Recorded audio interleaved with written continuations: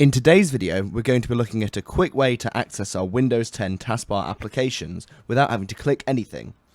So normally we could bring our cursor down and click on whichever application we'd like to open up, and it'll do that normally.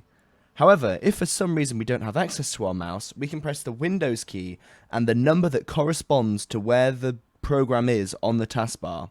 So if I press the Windows key and the 1 key, it's going to launch the first thing on my taskbar. Likewise with the window key and the second key, it's going to launch the second thing. If the application isn't open, it may take a while to launch, but if I press the Windows key and the 3 key, it's going to launch the store. And if you want to close these applications, just press the Windows key and the corresponding number again to close them. Thanks for watching.